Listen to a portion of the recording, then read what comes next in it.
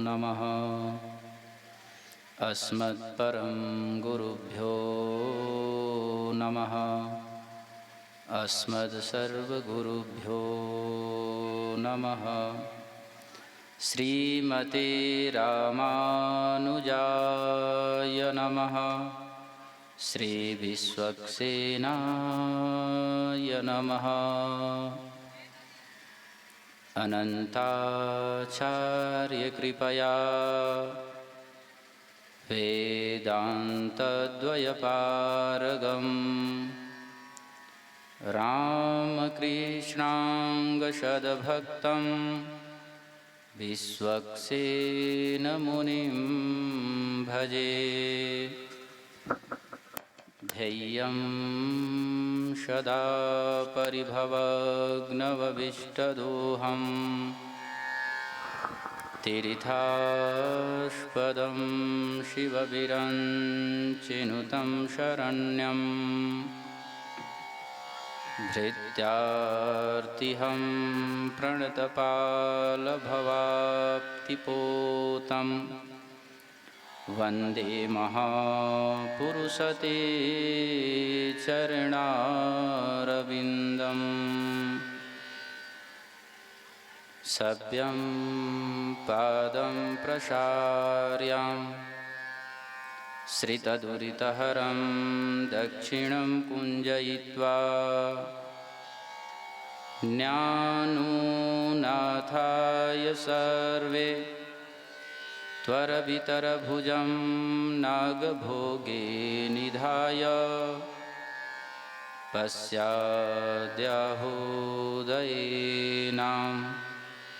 प्रतिभटशमने धारयं शङ्खचक्रे देवी भूषार्जुष्टो वितरतु जगतां सर्ववैकुण्ठनाथं। नमस्तु रामाय सलक्ष्मणाय देव्यै सतस्यै जनकात्मजायै।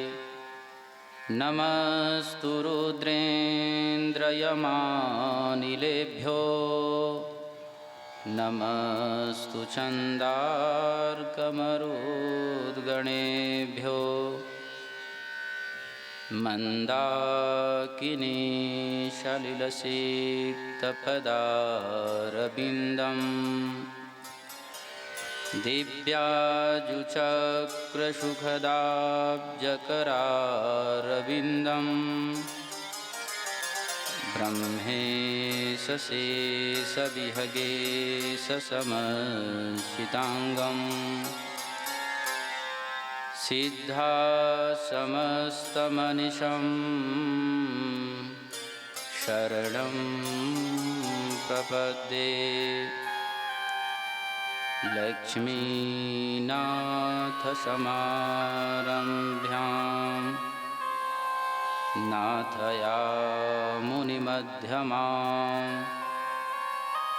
अस्मदाचार्यपर्यन्तां वन्दे गुरुपरम्पराम्।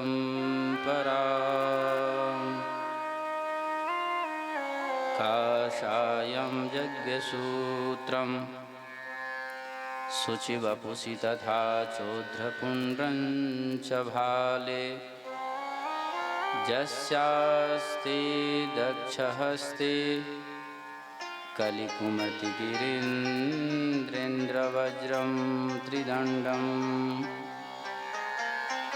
संसाहराग्निः प्रशान्तै धृतजलममलं दारुपात्रं पवित्रं श्रीविश्वक्सेनसूरे पदकमलयुगं श्रेयसे संश्रयामि। राधा मेरी स्वामिनी मैं राधिका दास जन्म जन्म मोह दीजियो श्री वृंदावन धाम श्री चरणन में बास। परम मंगलमय परात्पर अखिलेश्वर अकारण करुणा वरुणालय सर्व सर्वेश्वर सर्वव्यापी नंदनंदन ब्रजनंदन पीताम्बरधारी बालकृष्ण लाल की वांगमयी प्रतिमूर्ति ही श्रीमद्भागवत महापुराण है। आइए हम सब कथा में प्रवेश करने से पूर्व मन वाणी को पवित्र करने के लिए भगवत नाम आश्रय तत्पश्चात हम सब कथा में प्रवेश करेंगे। आइए ताली की सेवा देते हुए आनंद के साथ झूमते हुए हम सब भजनामृत में प्रवेश करें। श्री राधे।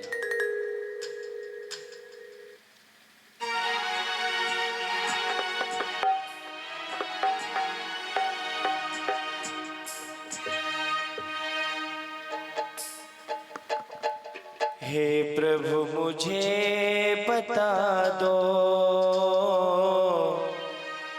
हे प्रभु मुझे बता दो, चरणों में कैसे आऊं। हे प्रभु मुझे बता दो, हे प्रभु मुझे बता दो, चरणों में कैसे आऊं। माया के बंधनों से,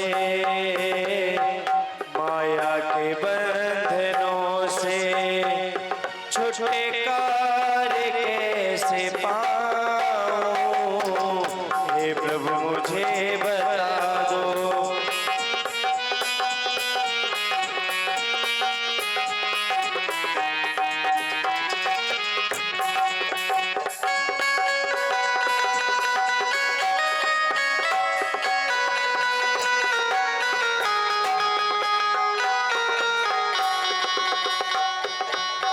हे प्रभु मुझे बता दो, चरणों में कैसे आऊं। माया के बंधनों से ना जानू कोई पूजन, अज्ञानी हूँ मैं भगवन।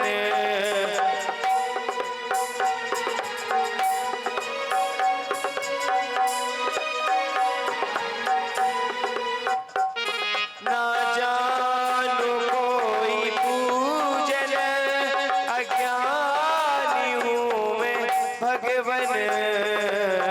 करे ना कृपा दयालु मुझ पर, करे ना कृपा दयालु, बंधन से छूट जाऊं। करे ना कृपा दयालु, बंधन से छूट जाऊं।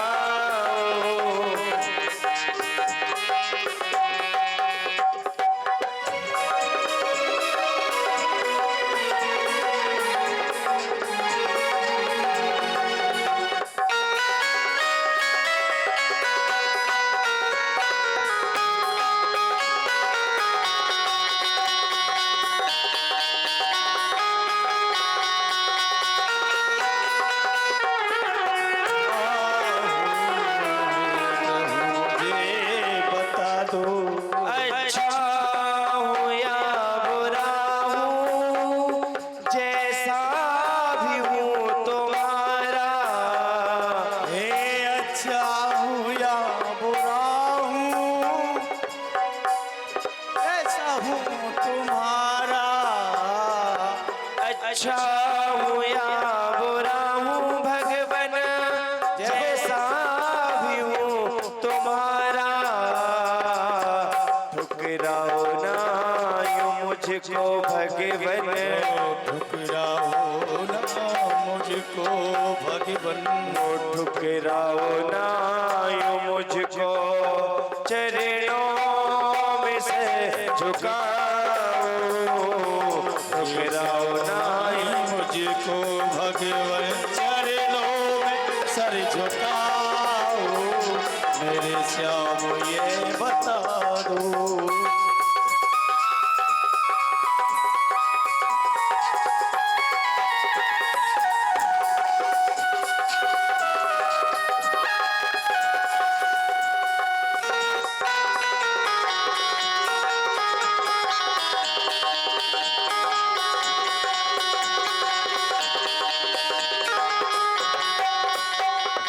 हे प्रभु मुझे बता दो।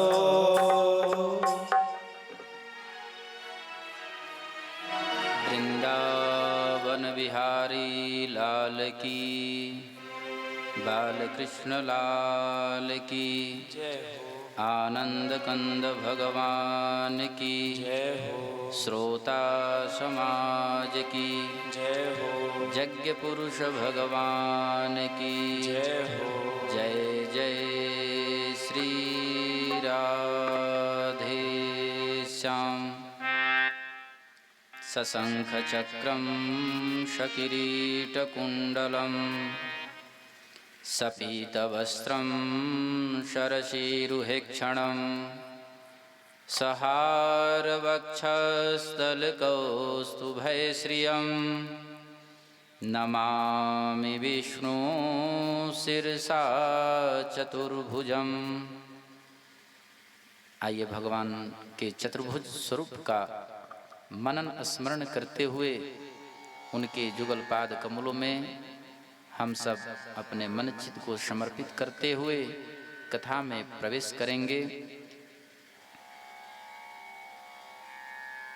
ठाकुर जी कितने करुणा के सागर हैं।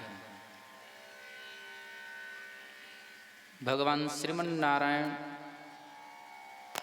भक्तों के द्वारा प्रताड़ित करने पर भी उतावला नहीं होते। कितनी दया है। स्वयं जो आनंद स्वरूप है, जो करुणा के सागर है, आज उनके यहाँ भृगु मुनि की पदार्पण हो रहा है। प्यारे, एक बार भृगु मुनि के मन में कुछ विचार आया कि आज ब्रह्मा विष्णु महेश के यहाँ पहुँच करके तीनों की परीक्षा ली जाए और परीक्षा के बाद खुद ही हमें उत्तर भी प्राप्त हो जाएगा कि आखिर ब्रह्मा जी ठीक हैं कि नारायण जी ठीक हैं कि महादेव ठीक हैं।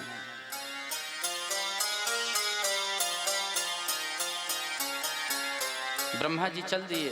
भृगु ऋषि ब्रह्मा जी के यहाँ पहुँच रहे हैं और उनके सभा में पहुँचने के बाद भृगु मुनि ने ब्रह्मा जी को प्रणाम नहीं किया, नमन नहीं किया।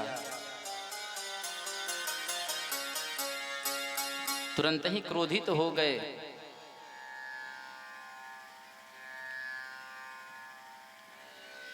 वहां से फिर भृगु मुनि शिव जी के पास पहुंचते हैं। भोले बाबा के पास जैसे ही भृगु मुनि पहुंच रहे हैं, वहां भी उन्होंने अमंगल कह दिया। भोले बाबा भी क्रोधित हो गए। आज वहीं भृगु मुनि भगवान श्रीमन नारायण के यहाँ पहुंच रहे हैं। साथ में लक्ष्मी जी भी विराजमान हैं और भृगु मुनि ने वक्षस्थल पर अपने पैरों से पाद प्रहार किया। भगवान के चेहरा पर तनिक सिहकन नहीं आया। ठाकुर जी आज भृगु मुनि के पैरों को पकड़ करके कह रहे हैं कि हे मुनिवर, मेरा वक्षस्थल बहुत कठोर है। आपके चरण कमलों को कितना ठेस पहुंचा होगा। कितना कष्ट हुआ होगा।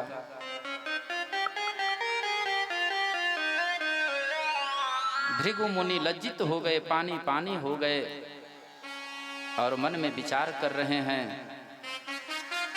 ठाकुर जी तो अथाह सागर हैं, ऐसा कृपा के सागर कोई नहीं हो सकता है।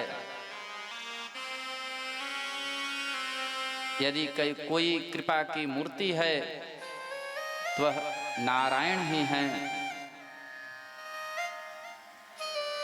आज भृगु मुनि भी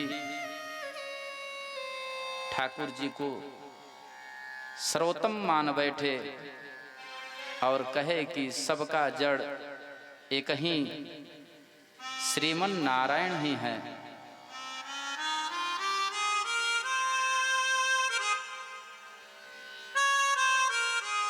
अर्जुन ने अपने अभिमान को नहीं टाल सका।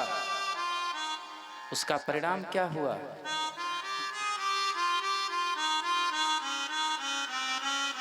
उन विप्र ब्राह्मण के बच्चों को भी नहीं बचा पाए। लेकिन ठाकुर जी इतने करुणा के सागर हैं कि अर्जुन के अपने भक्त के मान बचाने के लिए लोकालोक पर्वतों को पार करके उन ब्राह्मण पुत्रों को लाया और अर्जुन के यश को बढ़ाया। यदि हम भी उस अर्जुन की तरह अपने जीवन में त्याग करेंगे, समर्पण लाएंगे, तो भगवान निरंतर हमारी सहायता करते रहेंगे। आनंद कंद भगवान की, बाल कृष्ण लाल की। लेकिन आज के भक्तों में एक स्वभाव बना हुआ है, मंदिर में जाएं तब या संतों के पास जाएं तब बिना लिए कुछ आना नहीं चाहते हैं। जाएंगे तो जरूर, छोटी हो या बड़ी हो, याचना जरूर करेंगे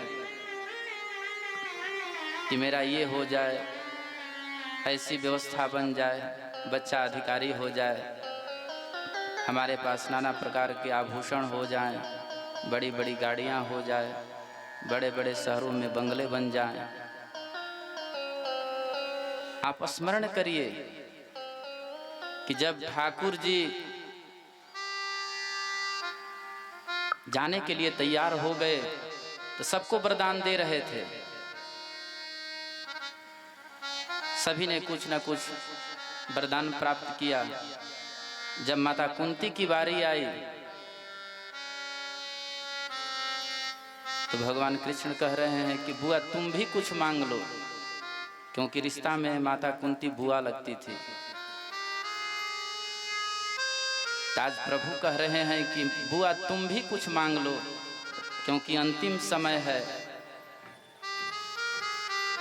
तो प्यारे मैं अवगत करा दूं कि माता कुंती ने कहा कि हे कन्हैया, यदि कुछ देना ही है तो मेरे जीवन में केवल संकट और दुख ही दो, क्योंकि जब तक हमारे जीवन में संकट आते रहे तब तक तुम्हारा चिंतन, स्मरण, दर्शन होता रहा। यदि जीवन में संकट नहीं होता, दुख नहीं होता, तो कन्हैया आपका दर्शन हम नहीं करते। यदि हमें वर ही देना है तो मेरे जीवन में निरंतर संकट के ऊपर संकट लगा रहे, दुख के ऊपर दुख लगा रहे, ऐसा वर दे दो। तो हमें भी माता कुंती के बताए हुए मार्ग को स्वीकारना चाहिए। यदि हम सबों के जीवन में संकट नहीं होता तो संत दर्शन नहीं करते, भगवत दर्शन नहीं करते, यज्ञ अनुष्ठान नहीं करते। परिस्थिति बस हम आचार्य पंडितों को बुला करके घर में वास्तु शांति, ग्रह शांति इत्यादि पूजा अनुष्ठान करवाते हैं। 100 में 2-4% ही लोग प्रसन्नता से ठाकुर जी की आराधना करते होंगे, अनुष्ठान पूजा। लेकिन ऐसा नहीं होना चाहिए, क्योंकि यह विग्रह उन्हीं की रचना है।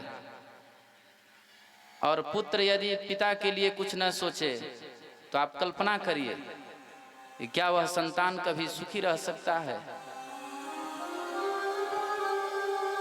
क्या उसके मन में जो कल्पना है, जो भावना है, वह जीवन में पूर्ण हो पाएगा? संभव नहीं है। उसी प्रकार जिसके द्वारा रचित यह रचना है, उसके लिए हम अपने जीवन में कुछ क्षण भी चिंतन नहीं करेंगे, मनन नहीं करेंगे, तो मानव तन बेकार है। आनंद कंद भगवान की। यदि कुछ नहीं है तो शास्त्र कहता है कि मानसिक पूजा करो। मानसिक पूजा से भी भगवान प्रकट हो जाते हैं।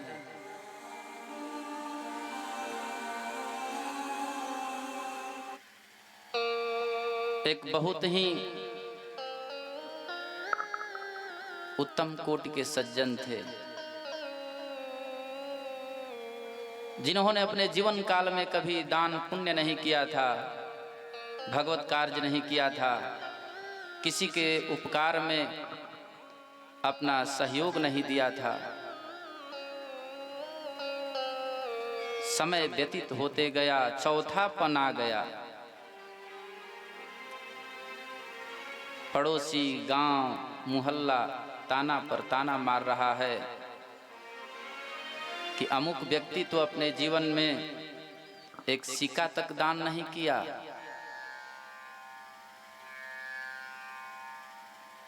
सुनते सुनते उस भले व्यक्ति के कान पक गए थे। मन में विचार आया कि अंतिम चरण है, कुछ दिनों का बात है, मरने के बाद, फिर मरने के बाद भी लोग कहते रहेगा कि अमुक आदमी ने अपने जीवन में 1 रुपया भी दान नहीं किया। कम से कम उससे छुट्टी मिल जाए। उन्होंने अपने हृदय को मनाया, मन को मनाया, तिजोरी खोला, सिक्का निकाला और मन में विचार कर लिया कि यह सिक्का आज मंदिर दर्शन करने जाएंगे तो मंदिर दर्शन करने के बाद गोलक में डाल दिया जाएगा और मेरा दान करने वाला भी कार्य पूर्ण हो जाएगा। जैसे मंदिर के दरवाजे पर गए तो देखे कि लंबी लंबी कतारें लगी हुई है। वहां 1 घंटा, 2 घंटा, 3 घंटा प्रतीक्षा करना पड़ा। मन में भाव आ रहा है कि दान करने में भी इतना परिश्रम है।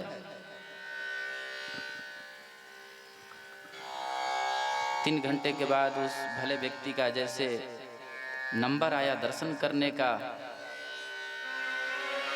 तो दर्शन तो बड़ा भगवान का दिव्य झांकी का दर्शन किया। दर्शन करने के बाद सोचा कि जो पैसा लेकर के घर से आया हूँ उसको गोलक में, दान पेटी में डाल दूं। प्यारे, जैसे वह व्यक्ति ने अपना मुट्ठी खोला तो वह मुट्ठी पसीना से लथपथ हो गया था। लेकिन सज्जन के मन में अब दूसरी बात आ रही है कि मैं जिस सिक्का को लेकर के गोलक में डालने के लिए आया हूँ, यह सिक्का रोदन कर रहा है, रो रहा है कि हमें गोलक में मत डालो।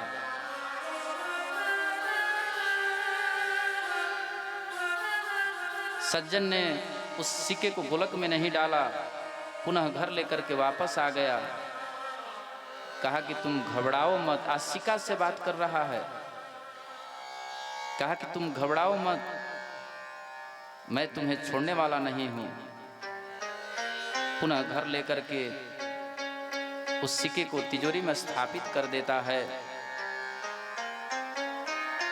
रात भर सोया नहीं, विचार पर विचार करते गया कि आखिर इसका भी कुछ परिहार होना चाहिए, क्योंकि मैंने तो पूर्ण रूप से प्रयास किया कि आज मंदिर में सिक्का दान कर दूं।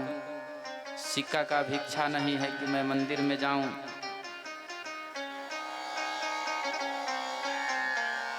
तो उन्होंने रात भर विचार चिंतन करते हुए अगले दिन एक संत के कुटिया पर पहुंचे, जिनका नाम वल्लभाचार्य जी था। और वल्लभाचार्य जी से वह भला व्यक्ति ने प्रश्न किया कि प्रभु, हमें कोई वैसा पूजा की पद्धति बताइए जिसमें धन की खर्च न हो, बिना धन का कोई पूजा करने का सरल उपाय समझाइए। तो वल्लभाचार्य जी ने कहा कि देखो, इसके लिए सबसे सरल उपाय मानसिक पूजा है। मन में जितनी बड़ी से बड़ी बात आ जाए, कल्पना करना है और उसके द्वारा तुम भगवत प्राप्ति कर सकते हो, भगवान का दर्शन भी कर सकते हो।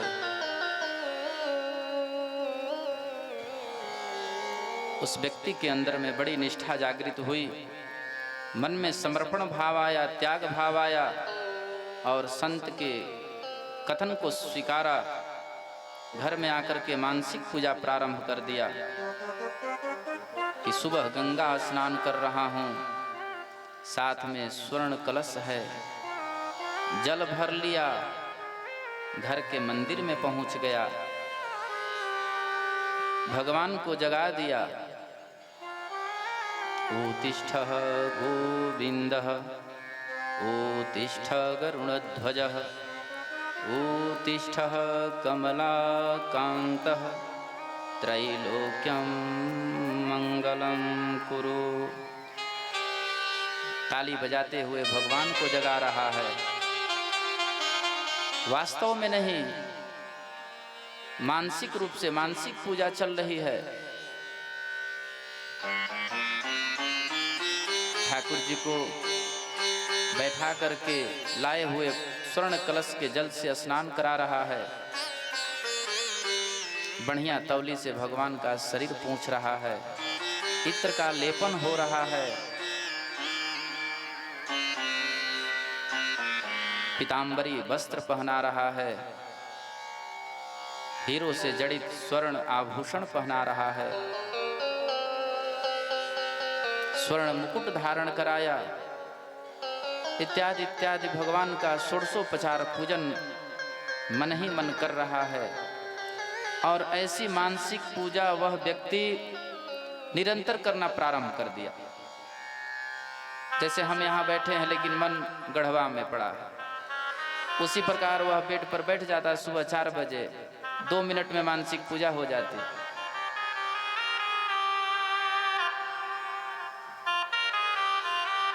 ऐसे ही करते करते 1 सप्ताह गुजर गए। एक दिन भूल से जैसे भगवान को दही माखन का भोग लगा रहा था, भूल से मानसिक पूजा में शक्कर अधिक पड़ गया।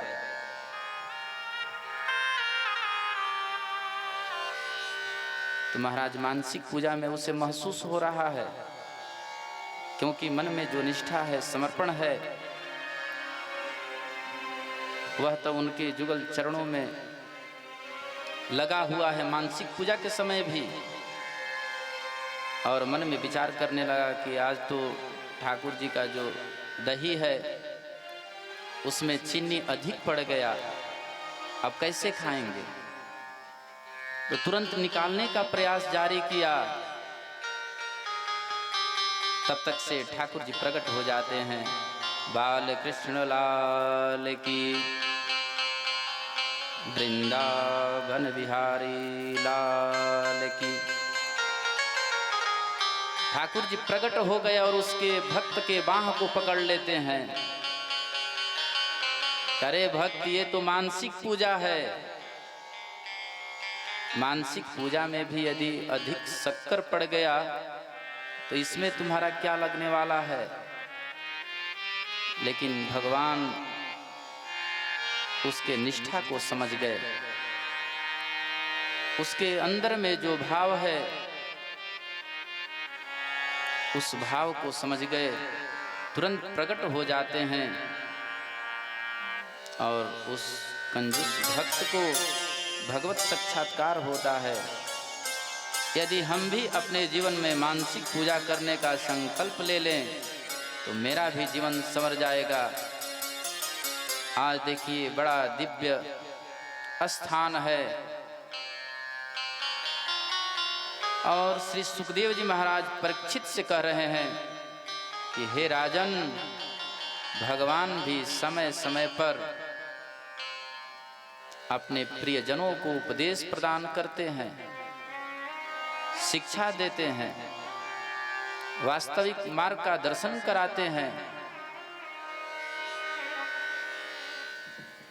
आज सुधर्मा सभा में भगवान श्री कृष्ण स्वयं विराजमान हैं और उनकी मुद्रा गंभीर है।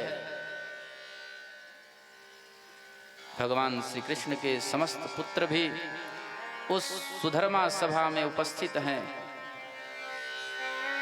भगवान अपना उपदेश प्रदान कर रहे हैं, क्योंकि भगवान अब स्थान छोड़ने वाले हैं, अपने धरे धाम को जाने वाले हैं। उनके मन में विचार आया कि अपने प्रियजनों को कुछ उपदेश प्रदान कर दें।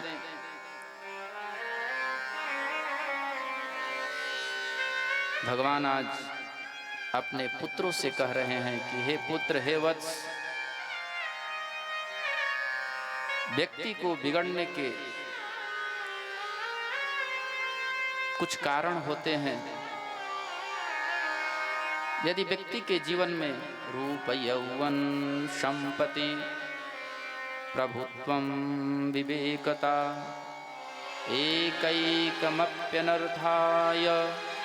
किमु यत्र चतुष्टयम्।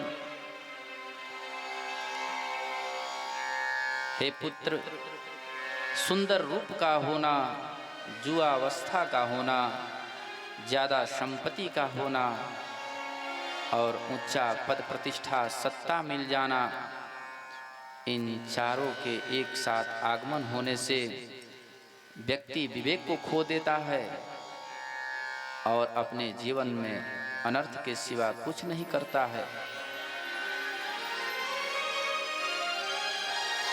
और जिस जगह इन चारों के साथ साथ विवेक भी विद्यमान है, वहीं व्यक्ति सत्कर्म करता है। आज द्वारिकाधीश भगवान अपने पुत्रों को इसी प्रकार का उपदेश कर रहे हैं कि हे पुत्र, संत का कभी जीवन में अपमान मत करना, उपहास मत करना, क्योंकि मेरा हृदय जो है वही तो संत हैं और मैं संतों के हृदय में निवास करता हूँ। मैं जो कुछ भी हूँ आज उन संतों की कृपा से हूँ। हे पुत्र, संतों के साथ किसी प्रकार का अपराध नहीं करना, क्योंकि संतों के साथ जो अपराध करता है, हास उपहास करता है, वह जीवन पर्यंत किए हुए उपहास का दंड जन्म जन्मांतर तक सर पर लदे रहता है।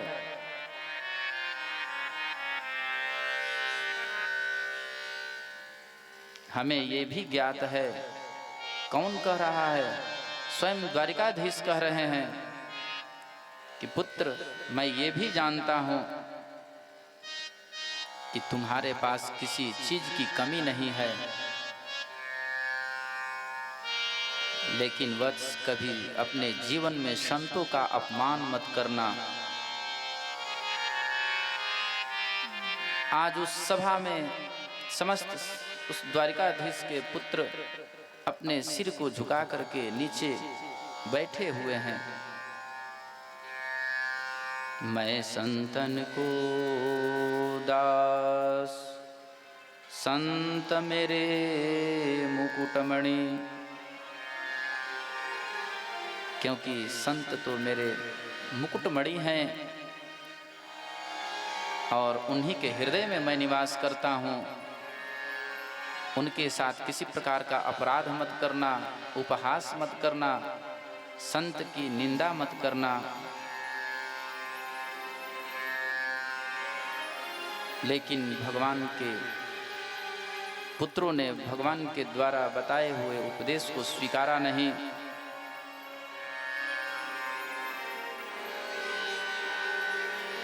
उन्होंने संतों के समक्ष जाकर के हास उपहास किया, जिसके कारण आज संपूर्ण जदवंशियों का नाश का समय आ गया।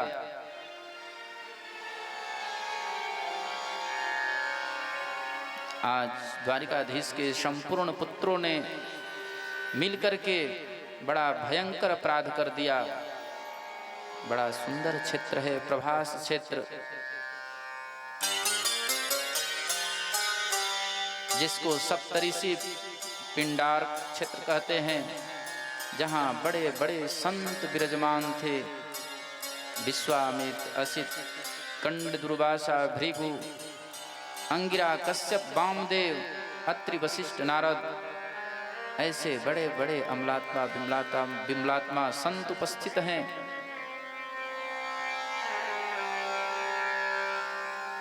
और उन संतों के साथ समक्ष उपस्थित होकर के आज द्वारिकाधीश के पुत्रों ने उपहास किया।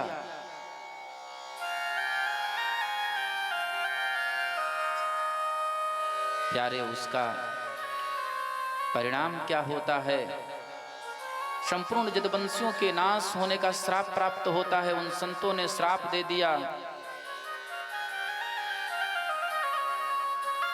कि जाओ, तुमने जो अपराध किया है, उपहास किया है, इसका दंड तुम्हारे संपूर्ण कुल का नाश कर देगा।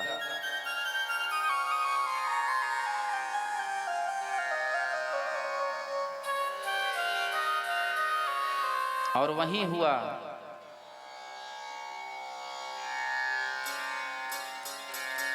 संपूर्ण जदवंशियों के नाश होने का समय निश्चित हो गया है।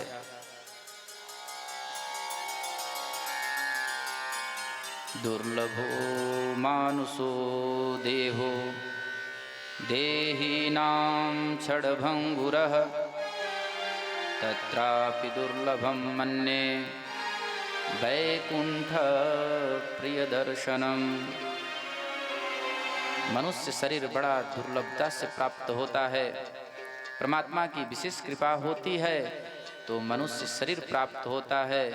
मनुष्य शरीर क्षणभंगुर है। एक क्षण में क्या होगा इसका कोई गारंटी नहीं, कोई ठिकाना नहीं।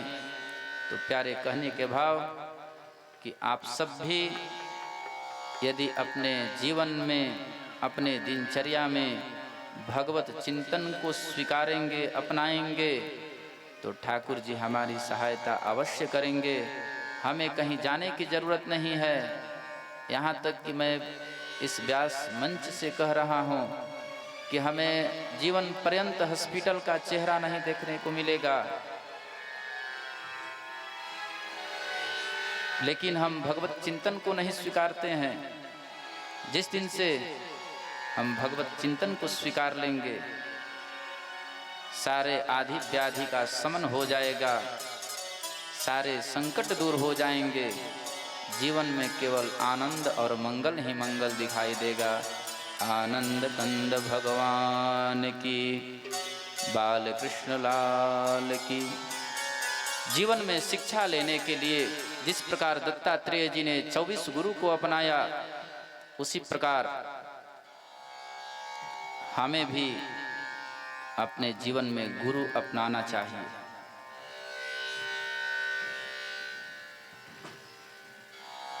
हम वृक्ष को भी गुरु मान सकते हैं, चिट्टी को भी मान सकते हैं, अबोध बच्चे को भी मान सकते हैं, जल को भी मान सकते हैं, कीट पतंग को भी मान सकते हैं। किसी एक के प्रति अपनी आस्था को जगा करके और उन्हें गुरु स्वरूप अपने जीवन में धारण करिए और उसके द्वारा मिले हुए संकेत को अपने पथ पर लाने का प्रयास करिए। देखिए, सारे आपके रास्ते से जीवन रूपी मार्ग में जो भी बाधाएं हैं, सारी बाधाएं अपने आप टूटती जाएगी, हटती जाएगी। जीवन का वास्तविक मार्ग स्वच्छ हो जाएगा, सरल हो जाएगा और हमारा मंजिल भी स्वच्छ हो जाएगी, सरलता से प्राप्त हो जाएगी।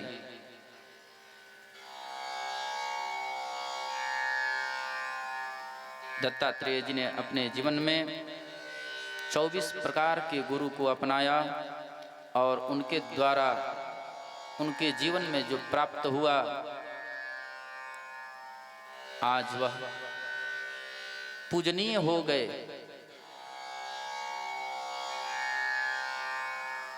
निम्नागानं यथा देवा नामच्यतो यथा वैष्णवानां यथा शंभो पुराणामिदं यथा। बहने वालों में जैसे गंगा श्रेष्ठ है, देवताओं में अच्युत कृष्ण श्रेष्ठ हैं, वैष्णवों में शंकर श्रेष्ठ हैं, वैसे ही पुराणों में श्रीमद् भागवत सबसे श्रेष्ठ और सर्वोत्तम ग्रंथ है। क्षेत्राणां चैव सर्वेषां यथा काशी हनुत्तमाः तथा पुराण प्रातानां श्रीमद्भागवतं द्विजा। क्षेत्रों में जैसे काशी श्रेष्ठ है, वैसे पुराणों में भागवतम सर्वोत्तम है। भागवत पुराणों का तिलक है, वैष्णवों का परम धन है, परमहंसों की संगीता है। भक्ति, ज्ञान, वैराग्य की इसमें त्रिवेणी बहती है। ऐसी भागवत रूपी त्रिवेणी में जो आवाहन करता है, उसे परमात्मा का दर्शन अवश्य होता है। उस गोविंद का, उस कन्हैया का, उस जीव से मिलन अवश्य होता है। जिसके नाम संकीर्तन मात्र से सभी पापों का नाश हो जाता है, जिनको किए गए प्रणाम सभी दुखों को शांत कर देता है, उन परमात्मा को, उन श्री कृष्ण को, उस गोविंद को हम सब निष्ठा के साथ प्रणाम करें। बार बार उनके जुगल पाद कमलों में वंदन नमन करें। आइए सभी लोग एक साथ मिलकर साथ में बोलेंगे, नाम संकीर्तनम यस्य सर्व पाप प्रणाशनम प्रणामो दुख शमनस्थम नमामि हरिं परम। बालकृष्ण लाल की, श्रीमद्भागवत महापुराण की, आनंद कंद भगवान की जय जय श्री राधे। आइए अब अभिनंदन का भी समय है, तो कुछ क्षणिक समय में हम उपस्थित वर्णित जो यज्ञशाला में जजमान बने हुए थे एवं जिनके द्वारा इस आयोजन का रूप स्वरूप दिया गया, जिनके तन मन धन से आज यह भूमि दिव्य वैकुंठ बना हुआ है, उन सबों को साधुवाद के लिए आज इस व्यास मंच से आशीर्वाद के लिए, मंगल के लिए बारी बारी से सबका मैं स्मरण करते जाऊंगा और अभिनंदन के लिए सभी लोग तैयार रहेंगे।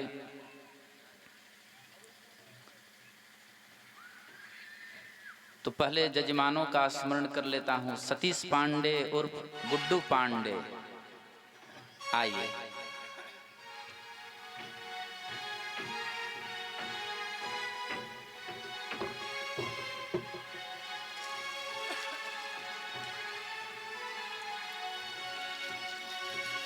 जय हो गुड्डू जी।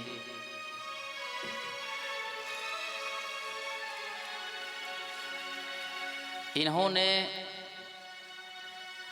जो इस यज्ञ में समर्पण दिखाया, त्याग दिखाया।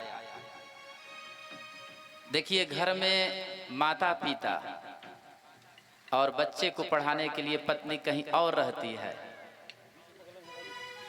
तो माता पिता का सेवा करना, वो भी एकदम अंतिम अवस्था में है लोग, उन लोगों का सेवा करना, साथ ही साथ गांव वाले को सेवा देना, दुकान के माध्यम से सब चीज करते हुए दोपहर में, सुबह में, रात में 10 बजे से 12 बजे तक निरंतर यहाँ समय दिया करते थे, जो अदृश्य रूप में था।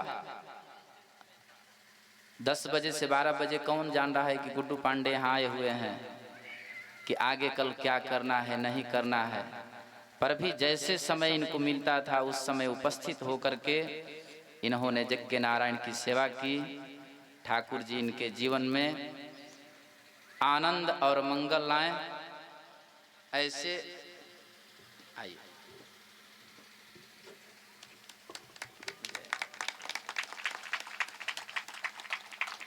ऐसे ही खिलते रहें, इनकी बगिया हरा भरा हरनिश बना रहे। जय हो गुड्डू जी। आगे सुनील कुमार पांडे, आइए सुनील जी।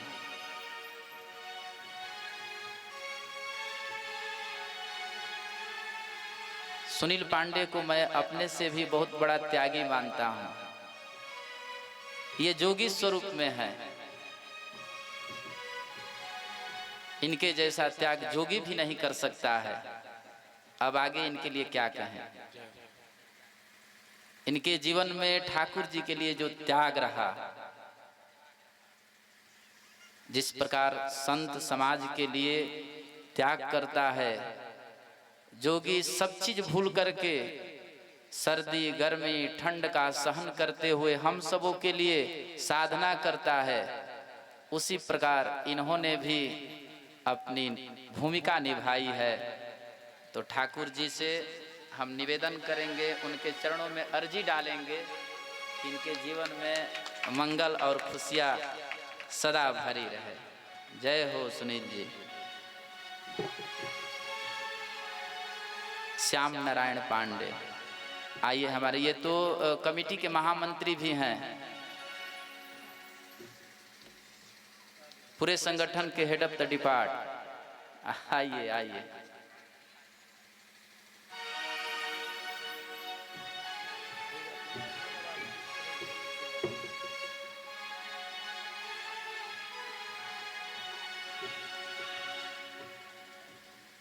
श्याम नारायण पांडे,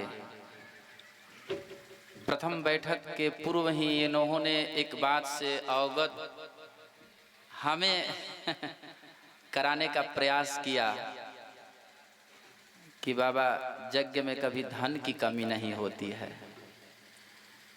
यदि हम सबों के मन में निष्ठा जग गया है तो धन के लिए नहीं सोचना है, धन तो ऊपर वाले को देना है और यज्ञ किया जाए।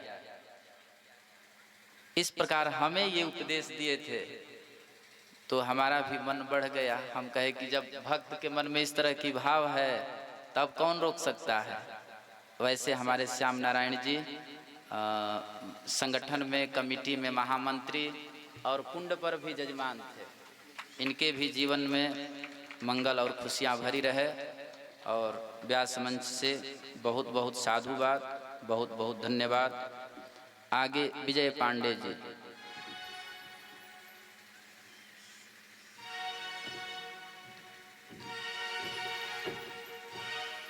विजय पांडे जी तो ब्रह्म मुहूर्त में आ जाते थे यज्ञ भूमि में, और ब्रह्म मुहूर्त में आकर के दोपहर तक निरंतर शारीरिक परिश्रम करने का इन्होंने काम किया। इनके भी जीवन में खुशियाँ और मंगल भरी रहे। और मेरे तरफ से बहुत बहुत साधुवाद। कमता पांडे, सुदर्शन पांडे, आइए सुदर्शन जी। जथा नामः तथा गुण, ये तो स्वयं चक्र सुदर्शन है। आइए